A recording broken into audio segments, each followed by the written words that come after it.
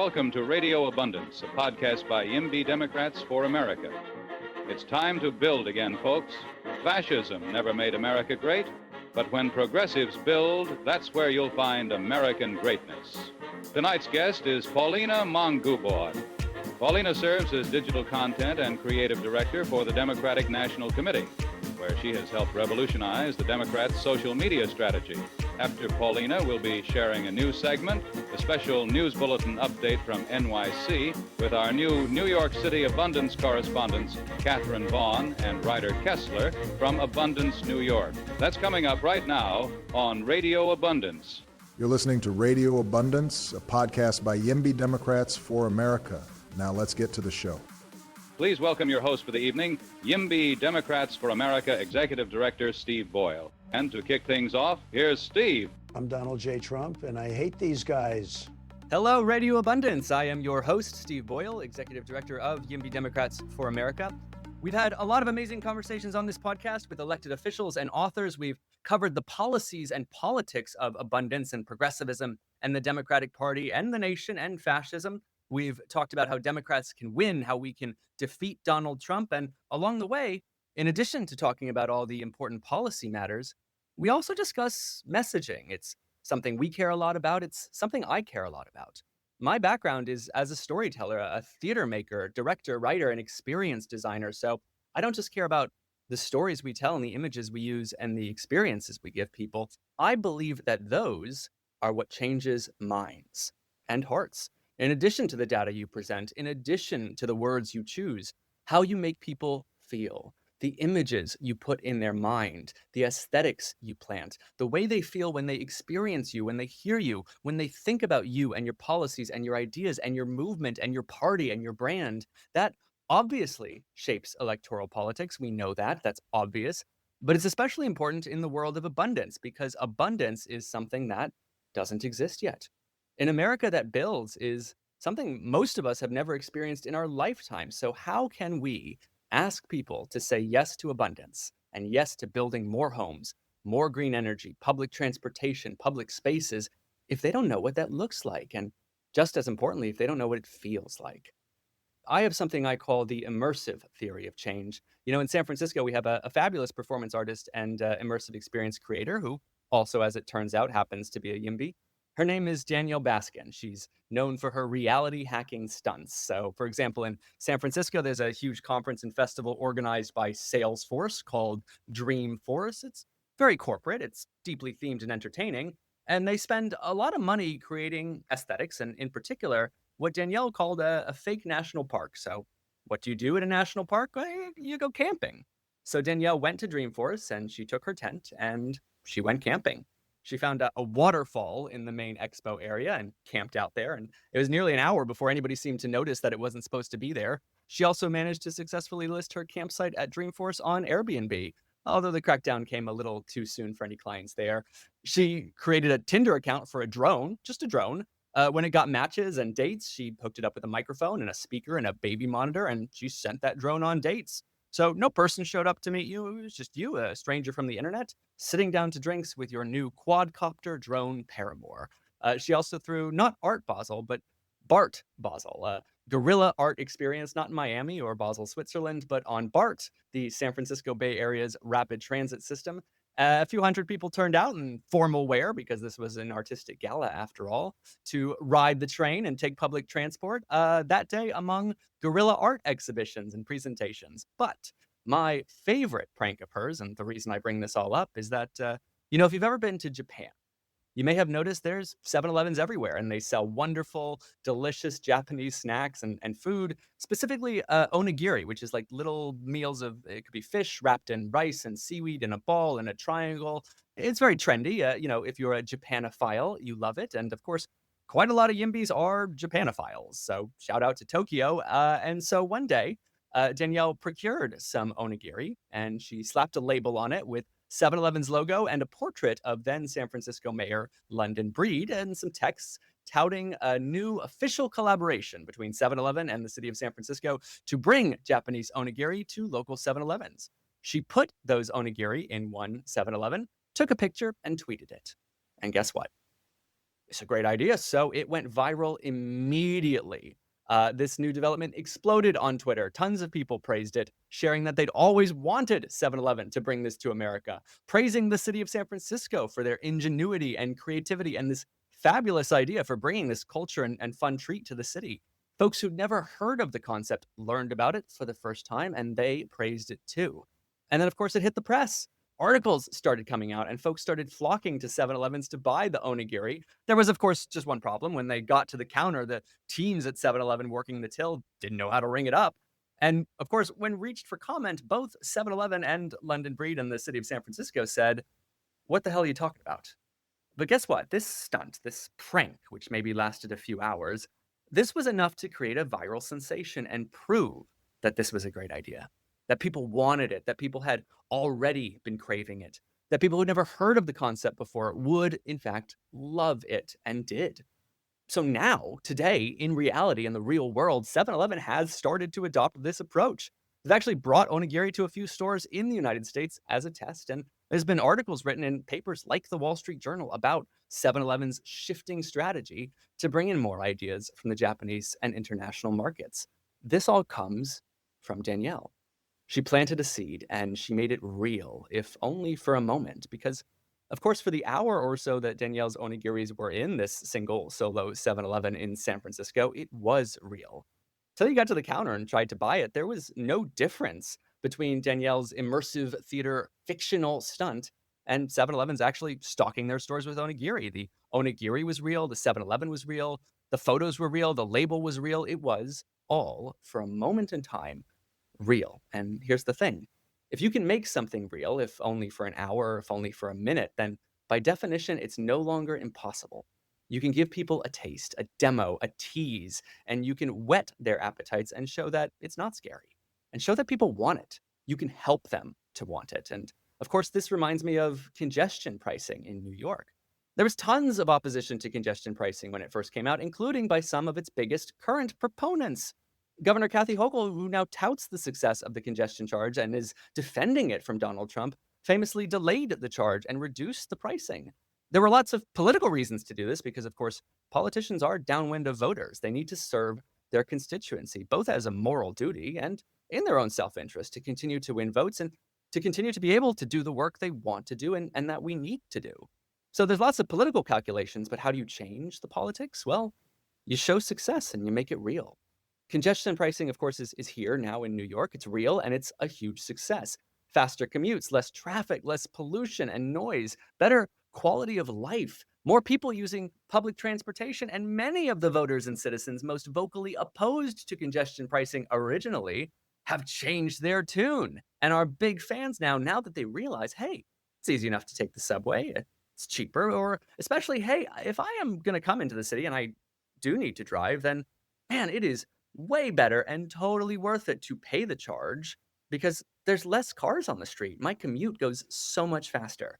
Emergency vehicles can travel much faster. Service workers can travel much faster. It is better for everyone. But of course, we only know that and we only learned that once it became real. Sometimes, as Nancy Pelosi famously said of Obamacare, you have to pass the bill to see what's in it. But how can you do that before you pass the bill? How can you get and win and earn the support and votes so that you can pass the bill? Well, I'm going to argue it's experience design. You know, people say if you only have a hammer, everything looks like a nail. And my hammer is events and experiences and aesthetics. And I think, you know what? Let's hammer away. So it's been a big theme so far for YIMBY Democrats for America. The YIMBY movement, the abundance movement, has so much data in our favor, all the data, in fact. Our policies are widely praised by experts of all stripes, experts on economics, on housing, energy, transit, affordability, and homelessness. The data is with us. The history is with us. We can point to successful recent examples in Austin, in Minneapolis, in Tokyo. All the evidence is in our favor. And yet I suspect that everyone who is going to be swayed by data is probably already convinced. So this is very purposeful for us, our theming. We intentionally call back to the FDR era, the pinnacle, I think, of American liberal greatness, where government built the Hoover Dam, the Golden Gate Bridge. FDR, of course, passed the New Deal, lifted so many people up, built our social safety net, and built a world where private citizens were empowered to build too, to flourish, to thrive. And And they rewarded us by creating icons like the Empire State Building in 13 months, just 13 months at the height of the Great Depression. So imagine that, this icon of America and the center of so much tourism today, rising to 102 stories from a neighborhood of buildings that were only in the mid-teens. So you talk about ruining the neighborhood character. The Empire State Building was about 8 times larger than any of the tallest buildings in its neighborhood at the time, 30% taller than the tallest building in America at the time, and fully 70% taller than the tallest building in America just 2 years earlier. And of course, abundance policies, progressive abundance policies, are a callback to FDR in more ways than one. The policies we're advocating are a return to the FDR era. It was easier to build in his time, both for citizens and developers and markets, and also for governments. The NIMBY rules and the vetocracy that we are rebelling against came after FDR. It really took off, we usually say, around the 70s. It was an undoing of the FDR era, a repeal of FDR. We want to bring that back, bring back FDR, bring back progressive greatness for government and for everyone, and this time for the 21st century. And of course, there's one more element of the FDR era we harken back to, not only the New Deal and the big public works projects and an expanding social safety net and big government construction projects, not only private citizens building and thriving and ascending, but also, let's remember, this peak of historic progressive abundance, this was also the era when we curb-stomped the Nazis and defeated fascism and authoritarianism all around the globe in the name of freedom, liberty, safety, economic vitality, and of course, human rights and democracy. That is American greatness. That is progressive American greatness. That is progressive abundance. Build America, defeat fascism. And speaking of defeating fascism, and speaking of democracy and Democrats and messaging and stories and aesthetics, I certainly noticed, and maybe you did too, back in March, around the 11th, when the Democrats' Twitter account tweeted a picture of Donald Trump with his new Tesla in front of the White House with 3 words: ugly ass truck. You can imagine the positive response. The interns are cooking, people said. I like this spicy tweet. And this coincided with the Democrats and the DNC rolling out a new social media logo, a white donkey on a dark blue background. And that donkey heralded a new age for Democrats on social media, a new era of communication, one that was more authentic, more snarky, more vicious, more rude, more unsparing, shorter, curter, more youthful, more lively. It's been sassy, it's been effective, and the party's taken some risks. At the end of May, a Daily Beast article came out claiming that Stephen Miller's wife had quit the White House and been poached, wooed away, and maybe more by Elon Musk, which is fabulous in general, because I'll tell you who we hate here is Stephen Miller. So we are down with any humiliation of him, and the Democrats' social media account got him good, posting, get this, a picture, just a lone picture alongside a tag of Stephen Miller's handle and a period, a picture showing what can only be described and what is instantly recognized by those in the know as a cuck chair. We're not going to talk about what that means. Slightly more obvious, though, is Defense Secretary Pete Hegseth's drinking problem. And a little while later, Pete had written a tweet to the Democrats saying, "Your agenda is illegals, trans, and DEI, all of which are no longer allowed at DOD."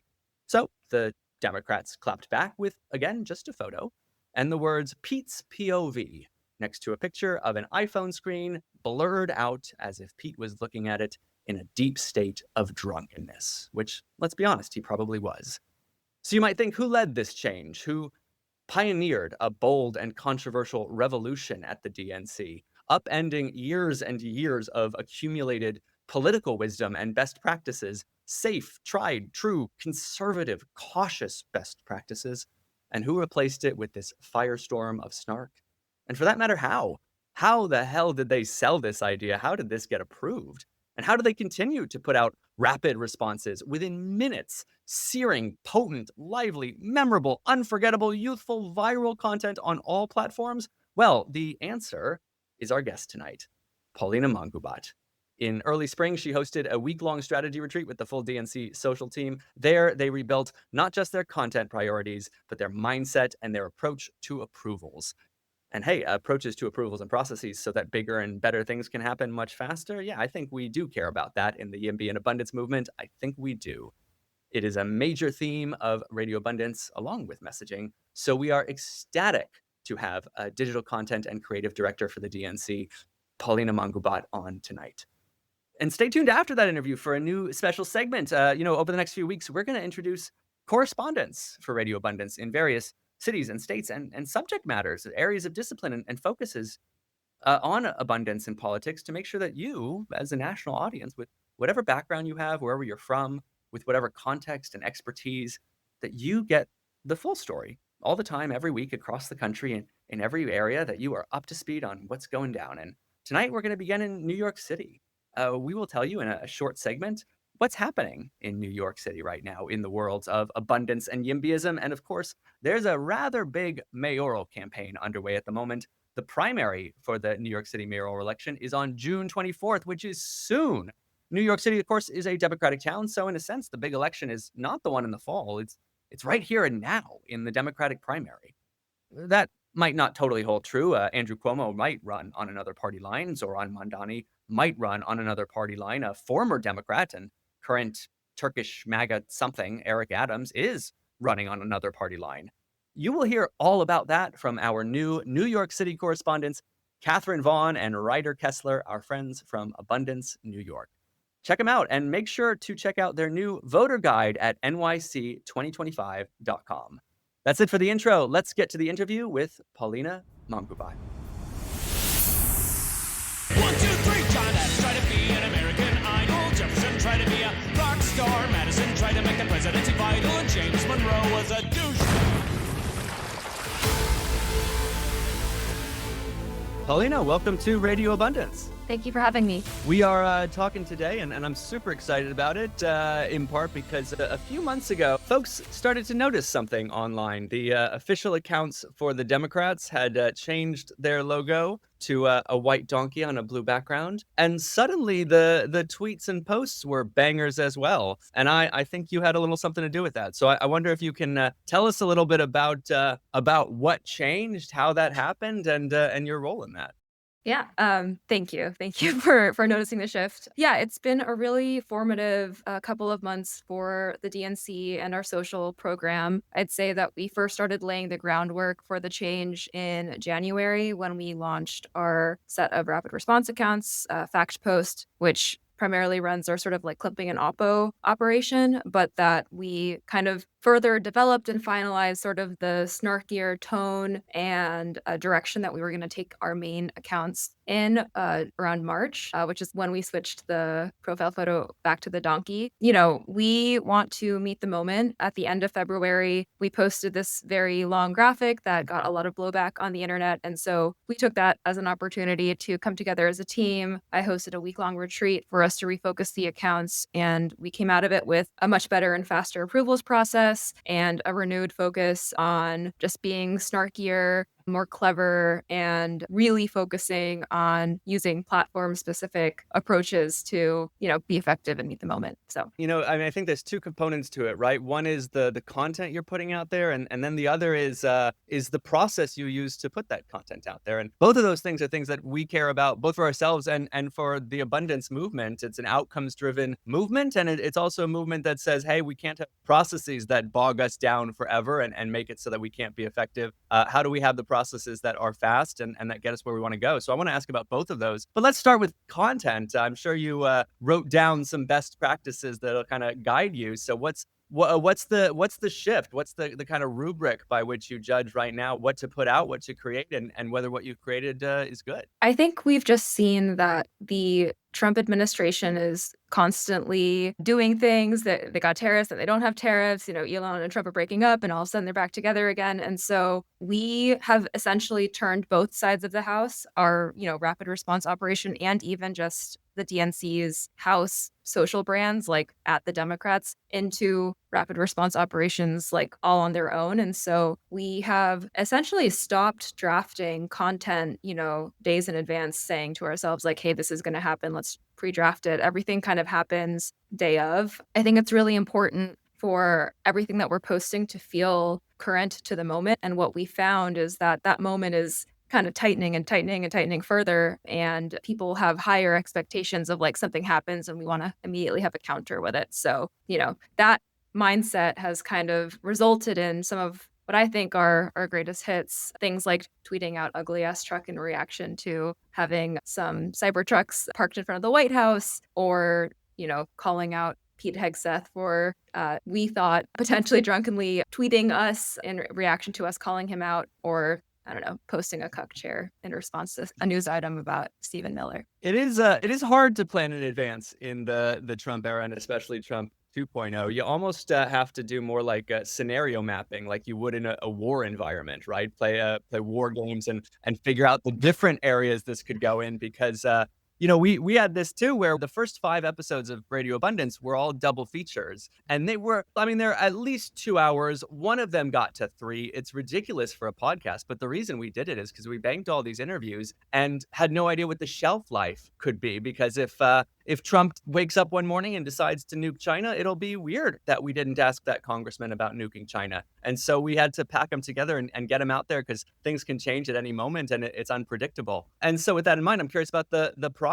What was the old process and what is the new process? I think that the old process will be pretty familiar to a lot of folks who've worked in social, not just in politics, but for any big brand, where there's some kind of document where you're inputting the content. There is a large approvals chain of people who are, they also have their own busy schedules, but they receive this document via email. And then whenever they have time to, they're reviewing and adding their comments. And it kind of puts everyone in this very risk averse posture where they're like, I'm an approver. I need to really overthink this and think through every single possible outcome that, posting this piece of content could have. And that just makes the content worse. It defangs it, it waters it down. And most crucially, I think it makes it feel out of time, because it takes a really, really long time to kind of shepherd a piece of content through the approvals process. And in the past, a lot of our social team's day was spent bumping our approvers and being like, hey, we need so-and-so to look at this thing.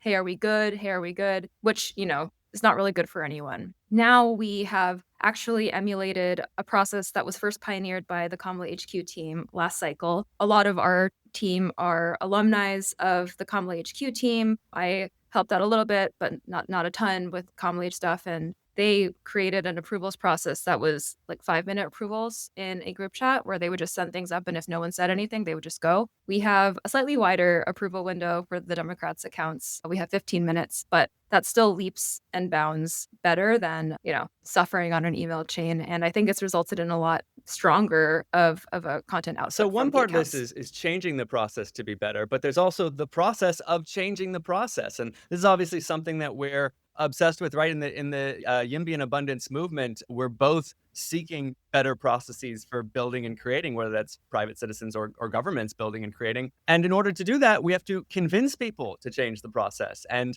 go on the process of changing processes. This is no easy feat. And one of the 2 major political parties in America at a major moment in American history, having to convince folks to change how business is done. So what was the process of changing the process? How was this idea of not doing business as usual introduced? And how did you get buy-in? How did you negotiate what the new process would be? How was this born and midwifed? I mean, we were lucky in the sense that, we had a proof point.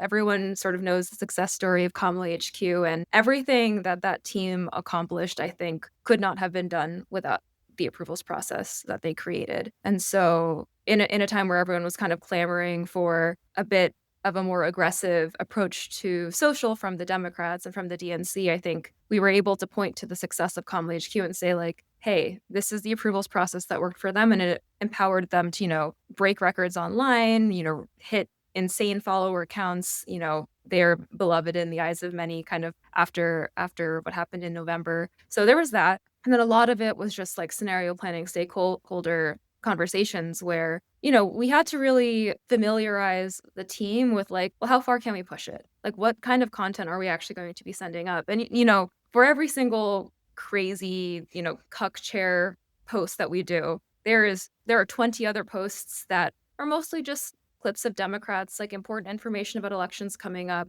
things that, I want the team to be able to produce very, very easily. I want it to come second nature to them. I want clear communication to be just sort of our bread and butter. And so once we kind of got past that hurdle and that recognition that like we're not going to do anything super crazy unless it's like the right place, the right time. We're not punching for punching's sake. We're punching for reach and effectiveness. Pretty much all of our approvers were like, hell yeah, let's do it. And it kind of makes their jobs easier too. Well, Paulina, you win the award for the first mention of the word cuck and a cuck chair on Radio Abundance. But you're in good company. I wear it somewhat as a badge of honor. In the fall, when we came out as Yimbys for Harris, so we started with a giant fundraiser, had 70 Yimby speakers, governors, senators, congresspeople, pundits, writers, authors, policy wonks, and a stand-up comedian, a trans comedian from the South. She's wonderful. Her name is Stacey K. And Stacey did a little stand-up set for us and dropped the word runt. And I thought, wow, we are almost definitely the first and only Affinity for Harris group to say the word runt. And I didn't expect it, and I'm already sorry to have said it twice. But, we got to break through some boundaries here because there's worse stuff going on than words right now. Let's see, what did I want to ask? I've been distracted now by those words. Sorry. Kamala, speaking of Kamala Harris, speaking of Kamala HQ and the social media campaign, I mean, to me, I don't know how you feel. It is when I similar to the memory holing of COVID, the memory holing that we find in history of the pandemic around World War I, and how there's just nothing written about it. And you go, how is that just omitted from history? And then we get to COVID and you're like, I see how nobody wants to talk about that. That's how I feel about the 2024 presidential campaign. It is eerie to me. I get a little emotional now flashing back to it because of what happened next. And it's weird because, like, for me, Kamala's social media campaign was unbelievable. And if she'd won, then I think we'd all be touting it as the newest and greatest and biggest achievement. And because she didn't win, everything kind of gets stained with that. But I have my own theories of how the election turned out, and that's not for our conversation today. But I did think the social media, I kind of think it rocked. And any criticism of it is probably better suited for other aspects. I'm curious kind of for your postmortem of that effort, what you thought rocked and went super well about that social media campaign. You mentioned some of what you've learned and taken with you since, and then anything, with all the benefit of hindsight. It's not a critique of the campaign. It's not a critique of Kamala Harris. It's not a critique of you or anybody else. It happened fast and it was amazing, but there's always things to learn. I'm curious what you take from it that you think was amazing and where you go, here's how we can improve and build upon that in the future. Totally. Well, I think that there are amazing things that we can take out of it. One is that, at least in my experience, I had not really seen a digital operation that was as well staffed as that presidential. And I think that, regardless of the outcome, it is really, really good to see the amount of effort that went to growing that team. It allowed the teams, like the Kamala HQ team, essentially had strategists that specialized in individual platforms and were really, really, really familiar with the kind of cultural mores and trends that were specific to those platforms. Like, it looked completely different from Instagram to TikTok, and like all credit where credit is due to Parker Butler and that amazing team that ran that. There were similar things that were happening on the Kamala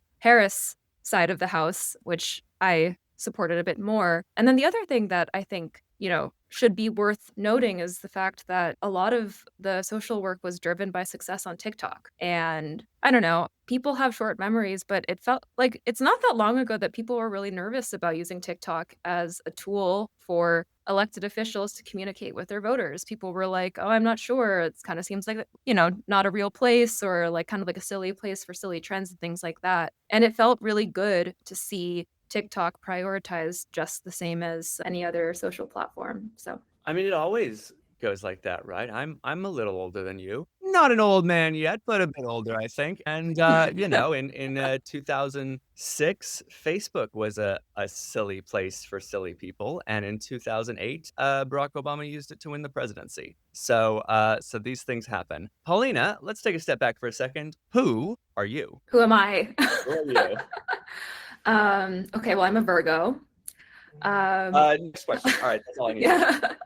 I'm a Virgo. I grew up in Arizona. I was born in Louisiana, though. I came to the DNC a little over a year ago, so I've really not been here very long. It feels like every single quarter has thrown a new challenge my way. When I started, Joe Biden was still the presidential nominee, and within a half year of my starting, we were in the thick of a GOTV cycle with a completely different presidential candidate. And so that's just, it's all been transition. before coming to the DNC, I've had experiences working in politics in a number of ways. So I spent 2 years at Google working on the political ads team, helping Democratic campaigns and orgs use YouTube effectively. I spent 2 years working for Mayor Michelle Wu in Boston, who is just the best. And we did a lot of really, really cool and innovative things for her digital program when she ran for mayor the first time around. So that is an experience that I hold very near and dear to my heart. I just love that team so much. And then before that, I was at the D Trip in 2018. I was at a firm called Authentic working on digital fundraising for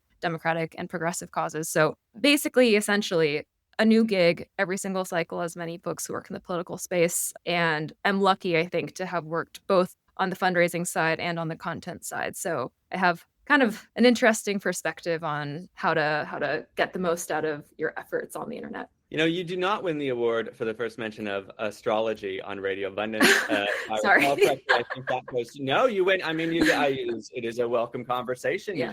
You get the silver because the winner of that race, if I recall correctly, I believe was an Arizona legislator, a Phoenix City council member, Ana Hernandez. And if I recall correctly, she was an Aries. But we can fact check that. Paulina, I'm curious who your inspirations and references are. I'm sure you don't want to give away the whole playbook, but who do you think, sure, in politics and then also in the worlds of pop culture, any communication, whether it's in the messaging, the style, the vibes, and I'm sure it differs by social media platform, but who do you pull from, or at the very least, who do you think is doing a great job? Yeah.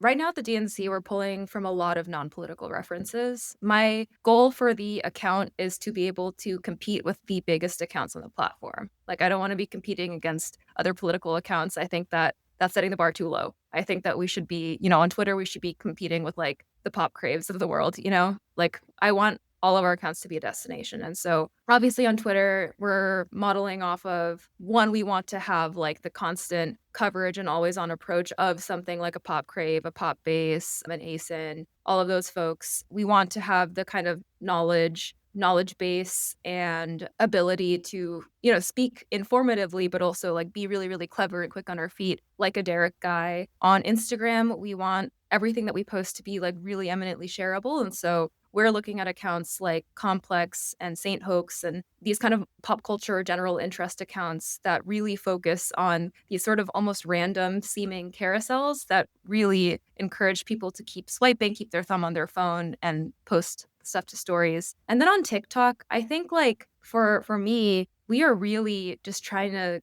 get kind of weird. And so a lot of the references that we pull on TikTok are like kind of bizarro, brain rotty sounds and things like that. I find that, we never want to get in on a trend too late. And I'm always scared that because we're the official site account, if we hop on a trend, it's like we ruin it. Because it's like, oh no, the Democrats have weighed in. It's over now, guys, pack it up. So I'm always trying to find something that's kind of like unexpected, something that people wouldn't necessarily assume that we would jump on. So yeah, those are a lot of chaotic examples, but that's kind of how we've been thinking about it.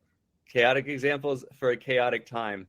Well, we threw out some curse words earlier, so I'm going to go back to that subject. Paulina, right now, I would like to discuss asses. Pause for tension and confusion. One particular ass, a jackass, in fact, the Democratic donkey logo. We began by saying that really marked the shift. That was kind of an announcement of a new brand and a new era. It has proven correct and been exciting. I got a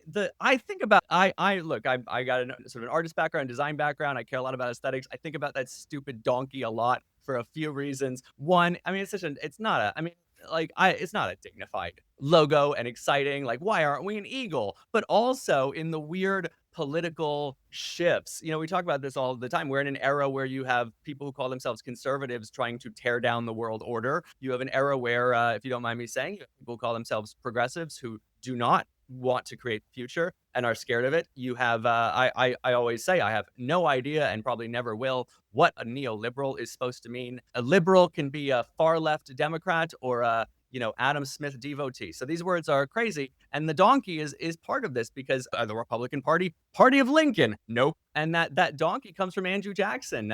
And folks called him a jackass because of Jackson and because he was a jackass. And he adopted it as his logo, and it has been the logo of the Democratic Party ever since. Paulina, tell me about the donkey. I think at the end of the day, we're going for immediate brand recognition on the internet, especially since we're trying to target the most people who might not always be like the highest information voters. And our previous profile photo it is still a logo that the DNC uses. It's that kind of like D with the circle around it. I think that if you showed that to someone off the street and you asked them, what does that logo represent? They might not immediately say the Democratic Party. They might, be like, well, it's clearly something that starts with a D, but I'm not sure. Whereas if you're just scrolling on your feed and you see a donkey, whatever the history or like sort of your awareness of kind of like the heritage of the donkey mascot within the Democratic Party, you know who the account is and that it's, the Democratic Party. And so that's just a thing that I think it makes it feel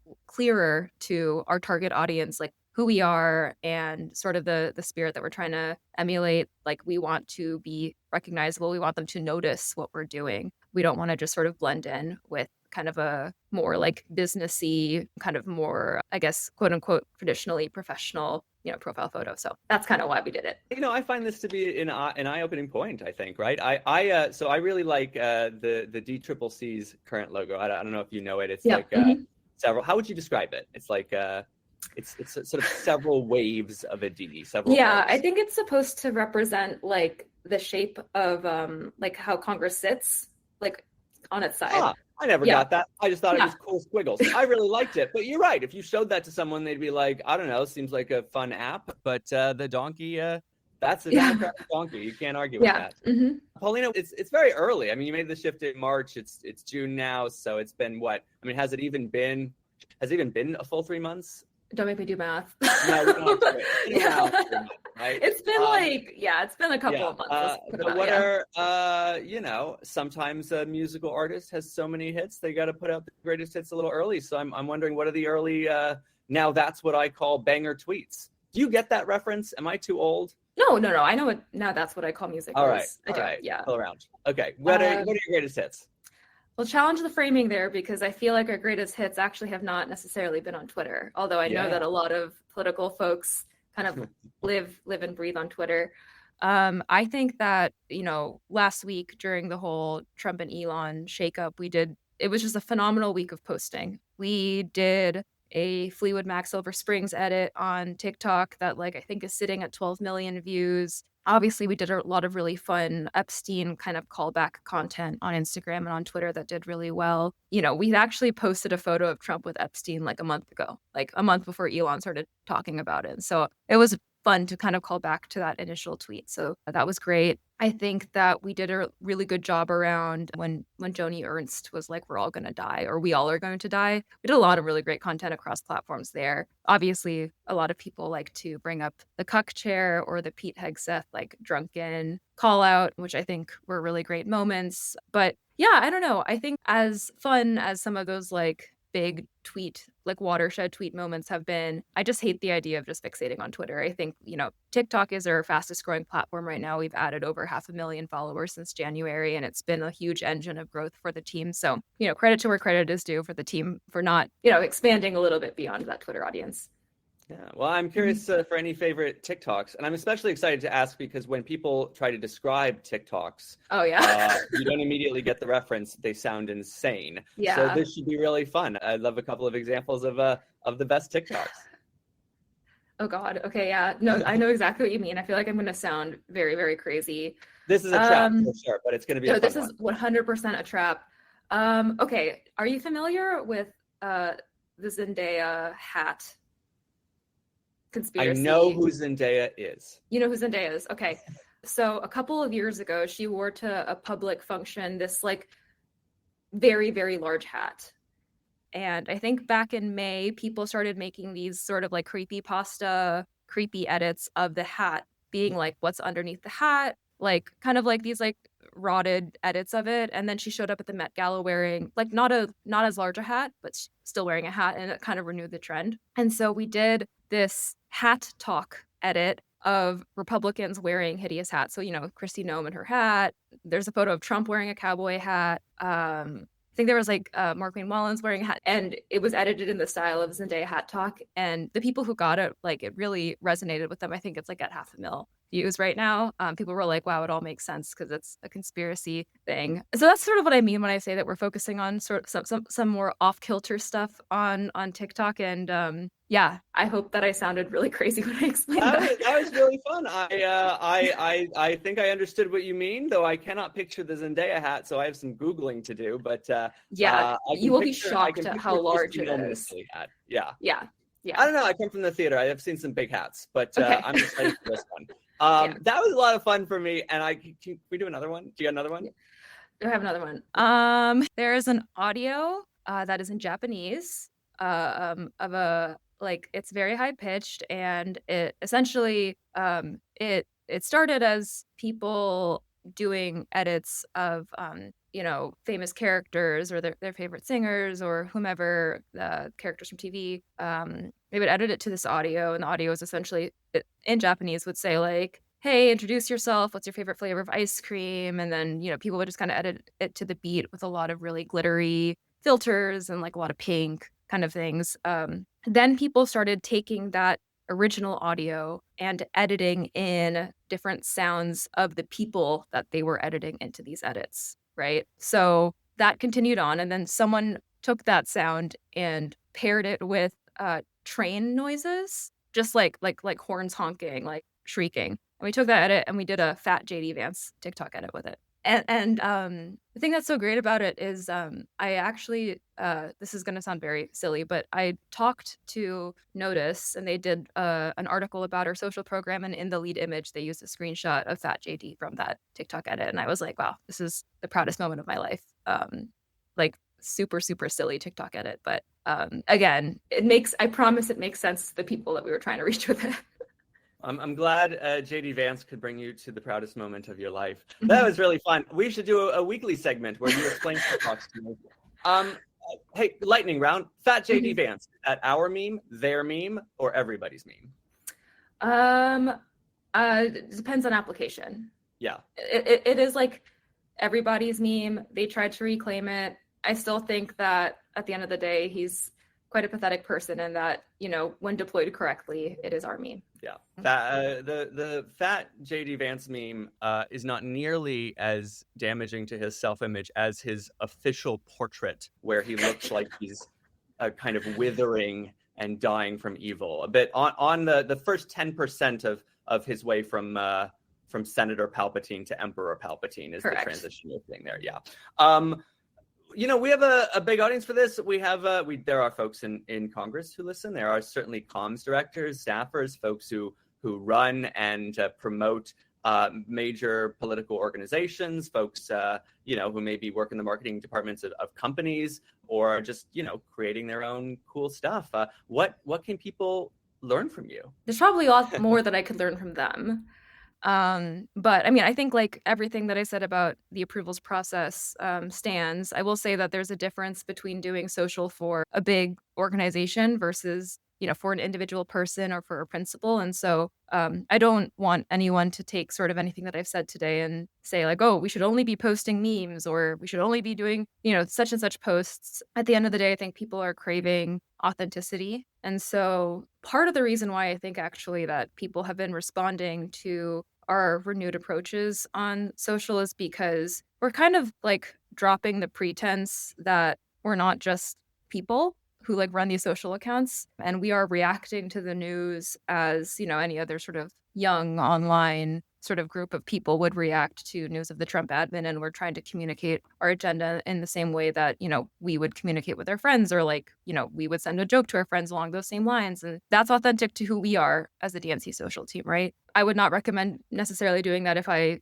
was doing it for, an elected member of Congress or something like that, if that's not how I communicate to them and like experience them as a person. And so, one, don't overthink the approvals process. If two, the content really feels reflective of the people who the account represents. So for us, that's, Democrats, and, for others, it might be a different group of people.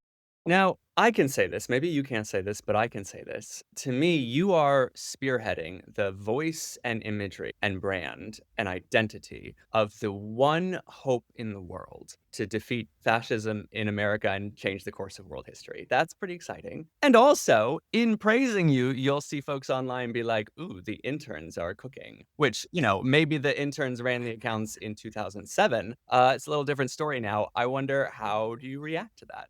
I think it's a compliment, I think it's always a good sign. People don't really mean that ever in a derogatory way. They don't actually mean like we think that you have the mind of a child, although I'm not saying that's necessarily a bad thing. I think that young people are really, really good at using social media. They're really, really funny. They set so much of the cultural agenda. They set so many trends. And so we're honestly, like, at least for me, it's one of my primary KPIs is if people are responding to it being like the intern cooked here. Because, I've not been an intern for a while, but it's nice to feel young. So I don't mind it at all. I don't know. I guess that there's like meta commentary around whether people respect social media workers and people who kind of put together those things and whether assuming that they're interns debases the profession in any way. But I am not inclined to think that it's that deep. So, yeah.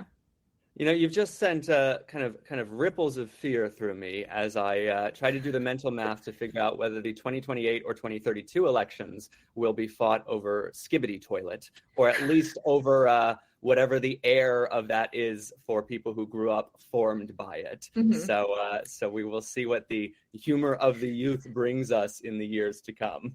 The thing with Skibbity Toilet actually is like, obviously, yes, brain rot, it's silly. I think that, and I'm not super well read on Skibbity lore, there's a darkness to that story. It's like about like warring factions, of which the Skibbities are on one side. So just food for thought. Hot damn. All right. Yeah. Maybe, this started as a joke, but now I'm seeing the references and imagining the 2028 campaign, and also dreading the fact that I've already told you everything that I know about Skibbity Toilet, and apparently have to start doing a lot more research into what the hell that is. As we start to come to our finale, I'm curious. We've covered a lot of ground here, but what haven't I asked you that I should have? I don't know. That's a good question. One is, I guess, this is not a question. This is just me. Like, I just want to say, this is also just a platform to speak. The talking stick is in your hands. You are on the rostra.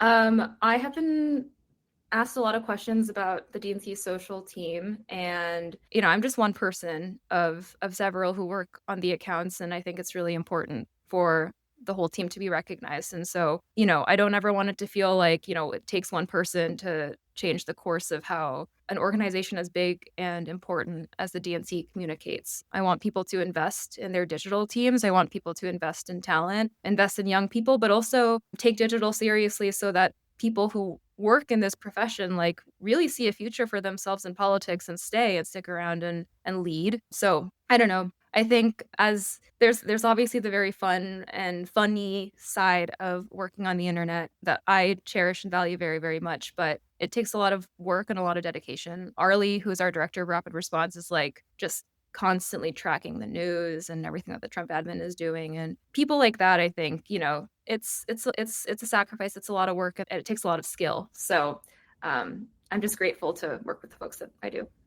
Well, it's a beautiful and crucial point, right? This is a team sport, and even when we have efficient, fast, effective processes that enable us to express ourselves and sort of take ownership and take charge, it's still a team sport, and it's everybody taking charge and making things happen. So with that in mind, let's end with this fun thing. And I'm gonna put you on the spot here. Paulina, picture yourself at the Oscars. There is a new category, best social media video or account of a political party. You have won the Oscar, your whole team has. You all gather on stage and you are chosen to give the speech. I will, in the edit, throw in that Oscar music to play. Oh, wow.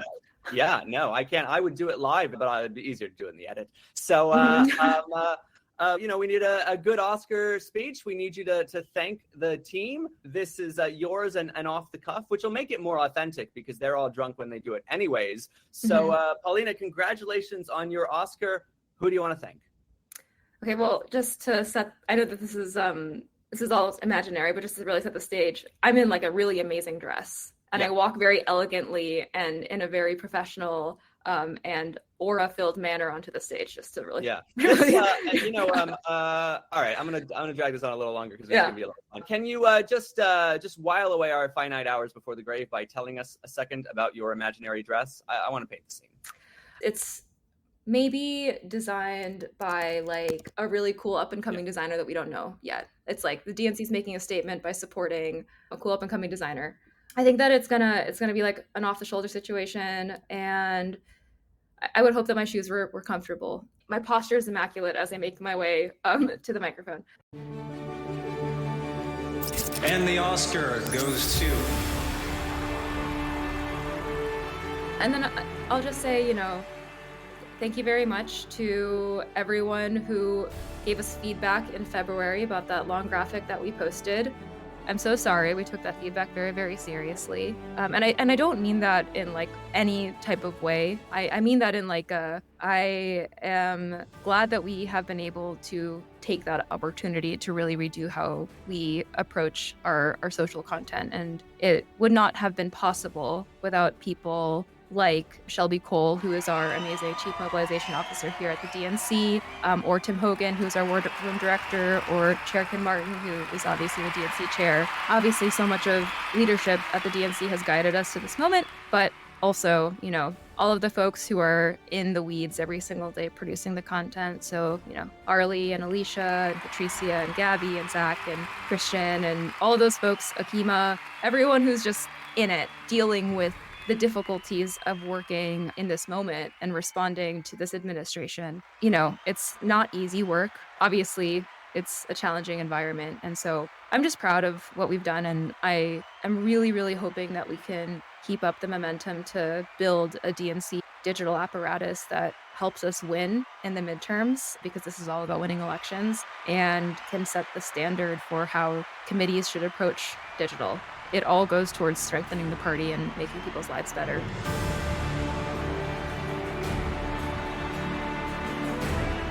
So, yeah, I don't know. That's it. And then they're probably playing me off because I've talked too long, and then I kind of run off stage. I was very good. I hum the music, but A, I don't know it, and B, I'm deaf. But you know who's not tone deaf? The Democrats' new social media team and Paulina Mongabot. Paulina, thank you so much for joining us on Radio Abundance today. Thank you.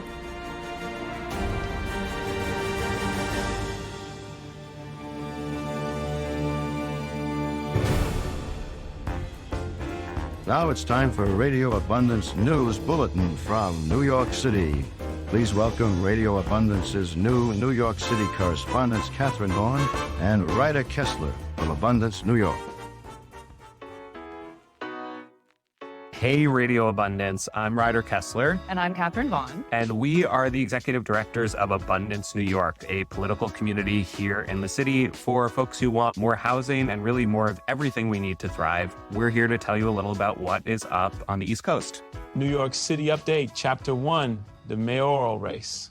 Let's talk mayoral first. Yeah, so the mayoral primary is coming up on the 24th. Our incumbent mayor, Eric Adams, decided to opt out of this one. He's going to just run in the general after his indictments led to a plummeting of his popularity. So we have basically what seems like a two-person race within a crowded 9-person field. The former governor, Andrew Cuomo, who was governor for over a decade before resigning in the wake of sexual misconduct allegations, is leading in the polls mostly, but very close on his heels is Assemblymember Zoran Mamdani, a 33-year-old Democratic Socialist, who actually is leading in the first poll that shows that just in the last couple of days. It's a ranked choice election, which means that a lot of voters are ranking other folks first, but only Mamdani and Cuomo seem to have what it takes to go all the way. From a housing perspective, neither of them is a great EMB or abundance champion. Cuomo oversaw a decade where there really wasn't much housing growth. His base of support is largely in low-density neighborhoods in the outer boroughs. He seems reluctant to upzone, though he has a headline plan to build 500,000 units, which, according to some reporting, was written with the help of ChatGPT.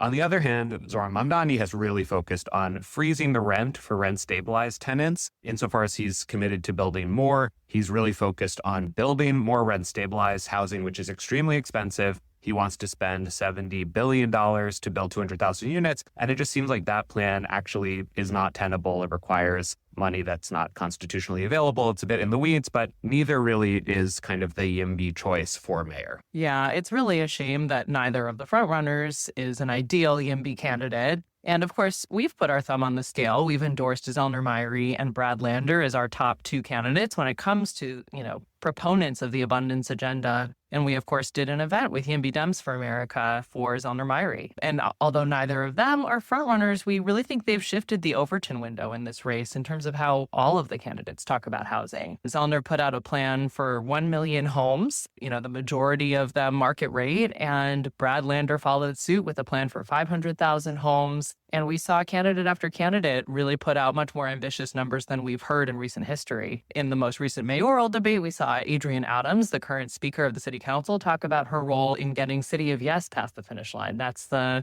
recent zoning text amendment that will result in about 80,000 new homes over the next 15 years. We saw Zoran Mamdani in the New York Times recent interview acknowledge that he changed his mind on the role of market rate housing in solving the affordability crisis. And in this debate, he talked about needing Tokyo-style housing. It's really striking to see a member of the DSA adopt such YIMBY framing, and we really think that the whole discourse around housing has changed. We're seeing experts recognize that Zellner has the best housing plan and that Brad Lander is kind of the best overall candidate. We saw a panel of experts that the New York Times put together in lieu, I should say, of actually making an endorsement themselves. But we saw this panel of experts acknowledge, that Brad Lander kind of has all that it takes. He has both the vision and the kind of experience as the city comptroller to lead. They acknowledged the ambition behind Zellner's housing plan. The real question is whether that'll move the race. And of course, this isn't over in June necessarily. Usually the June Democratic primaries are kind of where the action is, and November feels more like a formality. But, this year we could see a 5-way race in November. Cuomo has already registered to be on an independent party line in the fall, and the WFP, the Working Families Party, is likely to put a candidate on the ballot if Cuomo wins the primary. So we could see, and there's no ranked choice voting in November, so we could see a candidate run away with the mayoralty with 30% of the vote. Yeah, it is really an interesting cycle, and the mayoral has been complicated. We run down our thoughts in our voter guide, which folks can find at m2025.com, where we actually recommend, when it comes down to it, ranking Zoran over Cuomo. So a lot to think about there. But the mayor is really just the top of the ticket, and there's a lot going on lower on the ballot. So, Catherine, what else is on the ballot in June? New York City Update Chapter 2, down ballot. Yeah, so we're focused on the comptroller race. First, it's the second most important role in the city after the mayor. It's the city's CFO.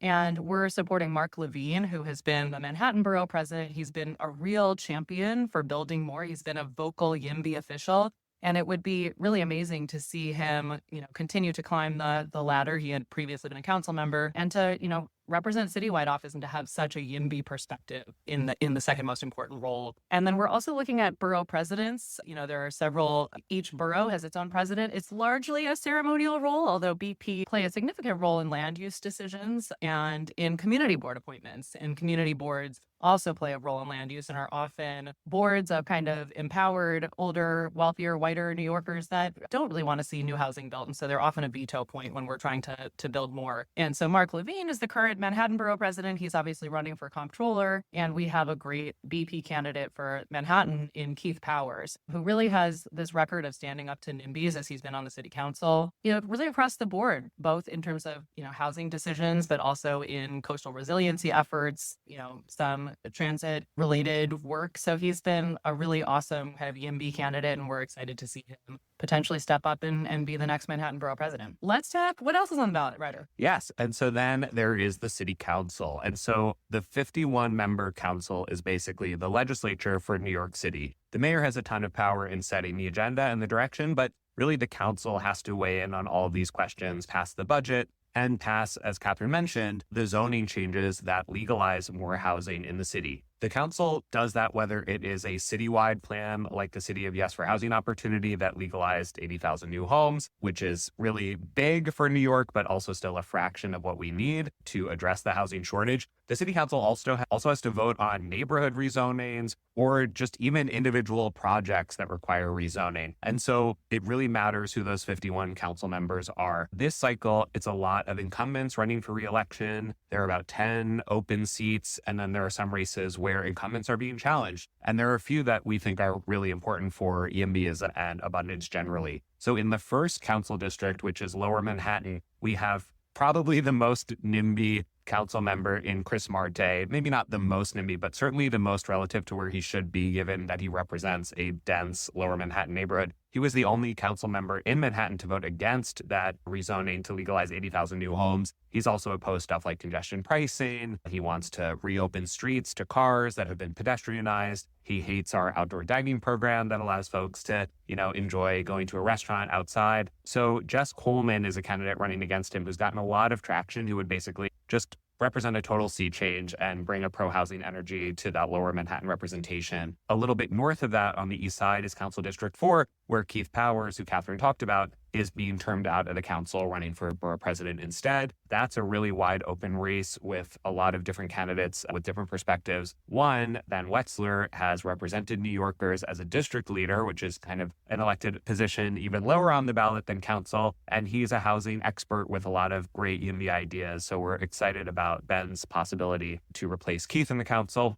In the Bronx, Purina Sanchez is an excellent younger member of the council who chairs the housing committee, and she was very important in getting City of Yes over the finish line, while also pairing it with a lot of investments in tenant protections and affordable housing development. So she kind of shows that, we can have great YIMBYs who are also thinking about the demand and subsidy side of things. In Brooklyn, Shahana Hanif is facing a really tough re-election challenge against someone kind of running from her right. And this really goes to show that, YIMBY politics in New York are not at one point on the left-right spectrum. Shahana Hanif is one of the co-chairs of the Progressive Caucus. In that role, she got a local rezoning, very controversial one. It's called Arrow Linen passed. She supported City of Yes. And then her colleague in the Progressive Council, Chris Marte, who I talked about, is a huge NIMBY. So it really shows that these issues are not found in a simple left to right frame. So Shahana's been great on this stuff, and we hope she wins re-election. So that's just a few of the council races that we're thinking about, and which will determine whether New York is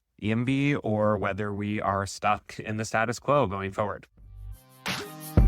New York City update, Chapter 3 policy. All right. So we've been super focused on the elections, but obviously many of the electeds we talked about are, currently in session making policy. What's going on with that now? Yeah. So I think, there aren't huge legislative victories to celebrate these days. The City of Yes for Housing Opportunity passed quite a while ago now, and that was a big win. But now it's about what comes next. I think the big thing that is coming next is a potential update to the city charter. So the city charter is basically the constitution of New York City, and it gets amended through this process where a commission comes up with ideas and then puts them on a citywide ballot. So there's a charter revision commission that is underway right now and is really focused on a few things, but one of them is housing affordability and expediting the creation of new housing. There's a very complicated process called ULURP, the Uniform Land Use Review process, that currently governs these rezonings, which has a lot of veto points, a lot of public feedback, and really draws things out and makes it hard to get to yes. So it's very possible that on the November ballot, we'll have some questions to speed up housing development, and that would be really great. In the meantime, we kind of see progress at the project or neighborhood level. There was a good neighborhood rezoning that was approved recently, the Atlantic Avenue Mixed Use Plan, AIM-UP, where two council members who as I gestured towards earlier, kind of are on the progressive side, she, Osa, and Crystal Hudson, but they, got this rezoning done to create thousands of new homes. And they made a really great video about how the housing shortage only serves landlord interests. And it shows that, we really can have great progressive framing around the need for more housing. So that's some of the good news. But what else is happening? What's the bad? Yeah, the bad news. So the legislative session at the state level is coming to a close. Most policy in the New York State legislature actually passes in the budget, which was held up and, unfortunately meant that there's a small window now since the budget has been wrapping up to try to push for additional policy. The budget didn't have a lot on housing. Kathy Hochul took a big swing a couple years ago to try to pass, a much more comprehensive housing compact. It failed. I think she's on her toes right now. And so I don't think we have much to expect on housing from her. Housing advocates in the legislature are pushing the Faith-Based Affordable Housing Act, which would allow places of worship to build housing on their land. And so that is currently being discussed, and we'll keep you posted. This has been a Radio Abundance News Bulletin from our Radio Abundance New York City correspondents from Abundance, New York, Catherine Vaughn and Ryder Kessler. Thanks so much for listening. If you want to find out more about what we're up to and what's happening in New York, come find us at abundanceny.org and check out our voter guide for more on all the races up and down the ballot at nyc2025.com. We'll talk to you next time. Bye. Can meet the elite. 42nd Street.